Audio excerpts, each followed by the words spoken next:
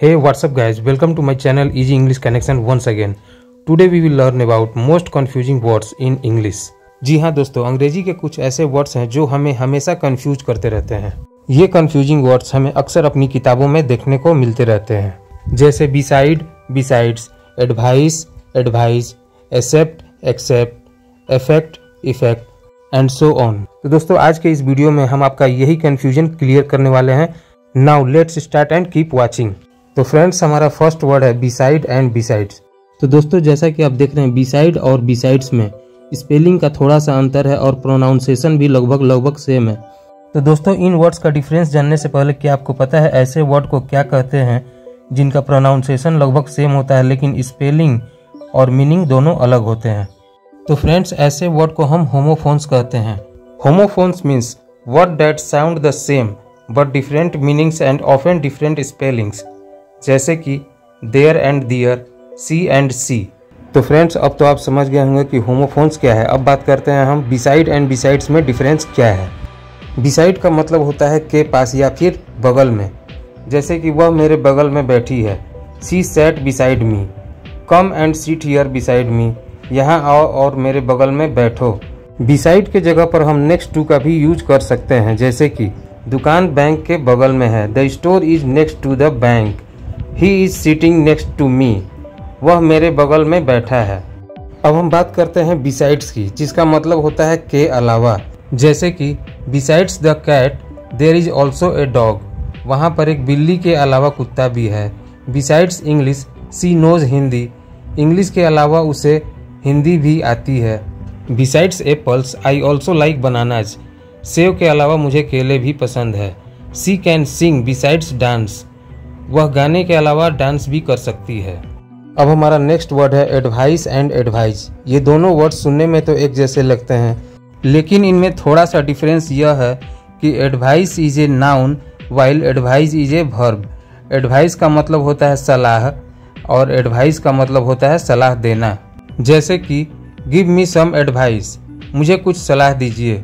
सी gave me some good advice, उसने मुझे कुछ अच्छी सलाह दी। एंड एडवाइस का एग्जाम्पल है I advise you to study, मैं तुम्हें पढ़ाई करने के लिए सलाह देता हूँ।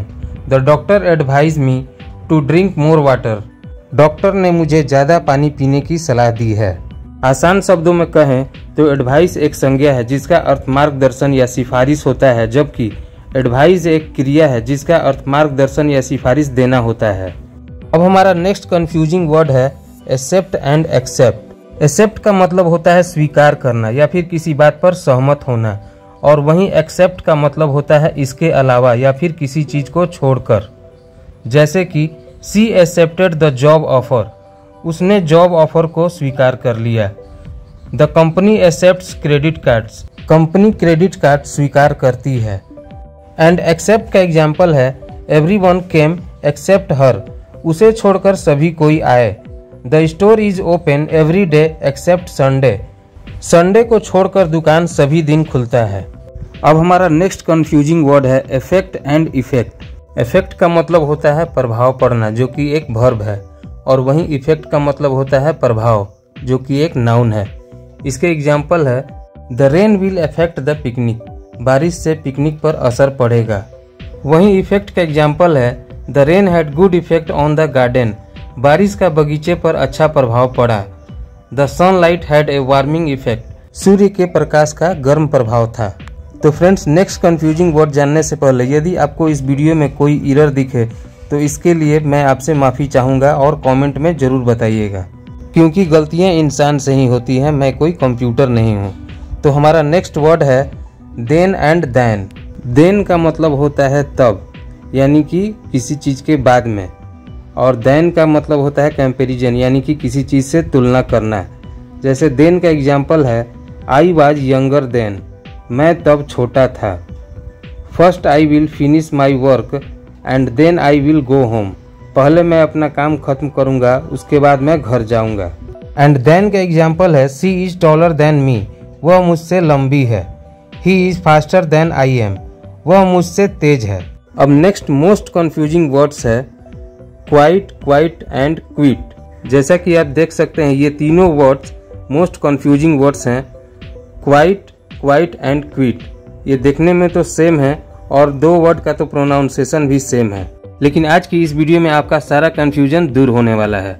यहाँ एक वर्ड है क्वाइट, जिसका स्पेलिंग है QUIET, जिसका मतलब होता है शांत, और दूसरे क्वाइट का स्पेलिंग है QUITE, जिसका मतलब होता है काफी या फिर बहुत अच्छा। और नेक्स्ट वर्ड है क्विट, QUIT, मीन्स छोड़ना। That means stop doing something, यानी कि बीच में ही किसी काम को छोड़ देना। जैसे कि एग्जाम्पल है the library is a quite place, library एक शांत जगह है। बी क्वाइट, या शांत रहिए। That movie was quite good, वह मूवी बहुत अच्छी थी। I am quite well here, मैं यहाँ पर बिल्कुल ठीक हूँ। He decided to quit his job, उसने अपनी नौकरी छोड़ने का निश्चय किया। अब हमारा नेक्स्ट कंफ्यूजिंग वर्ड है प्रिंसिपल एंड प्रिंसिपल। एक प्रिंसिपल का मतलब होता है स्कूल के हेड और दूसरे प्रिंसिपल का मतलब होता है सिद्धांत। जैसे गांधी जी का सिद्धांत था अहिंसा परम धर्म है। अब इनका एग्जाम्पल देखते हैं। जैसे कि प्रिंसिपल का एग्जाम्पल है he is the principal of our school, वह हमारे स्कूल के प्रधानाचार्य हैं। अब इस प्रिंसिपल का एक और मीनिंग है मूलधन, जिसका एक एग्जाम्पल है they paid off the principal, उन्होंने मूलधन का भुगतान किया। दूसरे प्रिंसिपल का एग्जाम्पल है द प्रिंसिपल्स ऑफ फिजिक्स, यानी कि फिजिक्स के सिद्धांत। अब हमारा नेक्स्ट कंफ्यूजिंग वर्ड है डेजर्ट एंड डिजर्ट। जहाँ डेजर्ट की स्पेलिंग है DESERT, वहीं डिजर्ट की स्पेलिंग है DESSERT। डेजर्ट का मतलब होता है रेगिस्तान और वहीं डिजर्ट का मतलब होता है a sweet dish served after a meal, यानी कि कोई मीठा चीज जिसे हम खाने के बाद में खाते हैं। Here is the example of desert is the Sahara is a vast desert, यानी कि सहारा एक विशाल रेगिस्तान है।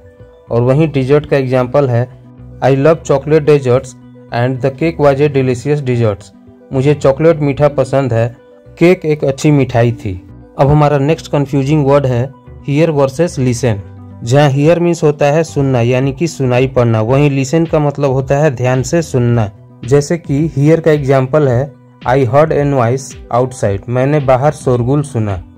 And I can't hear you, मैं तुम्हें नहीं सुन सकता हूँ। और वहीं लिसन का एग्जाम्पल है लिसन टू मी केयरफुली, मेरी बात ध्यान से सुनो। I listen carefully in class, मैं क्लास में ध्यान से सुनता हूँ। अब हमारा नेक्स्ट कंफ्यूजिंग वर्ड है लुक, वॉच एंड सी, जो हमें अक्सर कंफ्यूज करते रहते हैं कि लुक कहाँ यूज करें, वॉच कहाँ यूज करें एंड सी का यूज कहाँ करें। तो लुक का मतलब होता है ध्यान से देखना और वॉच का मीनिंग होता है चलती चीज को देखना एंड सी का मतलब होता है देखना या दिखना। अब चलिए इनका एग्जाम्पल देखते हैं। लुक एट दिस पिक्चर, इस पिक्चर को देखो। आई वॉच कार्टून्स, मैं कार्टून्स देखता हूँ। या फिर आई एम वॉचिंग टीवी, मैं टीवी देख रहा हूँ। सी कैन सी द मून, वह चांद को देख सकती है। आई सा ए बर्ड, मैंने एक बर्ड देखा। अब हमारा नेक्स्ट कंफ्यूजिंग वर्ड है एमोंग वर्सेस बिटवीन। एमोंग और बिटवीन का मीनिंग होता है बीच में। जहाँ एमोंग का यूज हम दो से अधिक के लिए करते हैं, वहीं बिटवीन का यूज हम दो के लिए करते हैं। जैसे कि शेयर दिस एमोंग फ्रेंड्स, इसे दोस्तों में बांटे। He distributed the cake among the boys, उसने केक को लड़कों के बीच में बांटा। वहीं बिटवीन का एग्जाम्पल है what is the difference between among and between, यानी कि एमोंग और बिटवीन में क्या अंतर है। The table is between the two chairs, table दो कुर्सियों के बीच में है। तो फ्रेंड्स, मुझे लगता है अब आपका एमोंग एंड बिटवीन का डाउट क्लियर हो चुका है। तो अब हम बात करते हैं नेक्स्ट कंफ्यूजिंग वर्ड्स कौन सा है। तो हमारा नेक्स्ट कंफ्यूजिंग वर्ड है टू वर्सेस वेरी। ये इंग्लिश के दो ऐसे वर्ड हैं जिसमें अक्सर लोग कंफ्यूज होते हैं कि टू कहाँ लगाएं और वेरी कहाँ यूज करें। टू का मतलब होता है बहुत ज़्यादा एंड वेरी का मतलब होता है बहुत। टू का यूज हम निगेटिव सेंस के लिए करते हैं और वहीं वेरी का यूज हम लोग पॉजिटिव सेंस के लिए करते हैं। जैसे कि कॉफ़ी बहुत ज़्यादा गर्म है, मैं इसे नहीं पी सकता। The coffee is too hot, I can't drink it. और कॉफ़ी बहुत ज़्यादा गर्म है लेकिन मैं इसे पी सकता हूँ। The coffee is very hot but I can drink it. तो फ्रेंड्स, रोज नए वर्ड मीनिंग सीखने के लिए और नए स्पीकिंग स्किल्स प्रैक्टिस के लिए हमारे चैनल को सब्सक्राइब कर सकते हैं। तो फ्रेंड्स, मिलते हैं हम अपने नेक्स्ट वीडियो में। Then friends, thanks for watching this video. Keep watching and keep learning.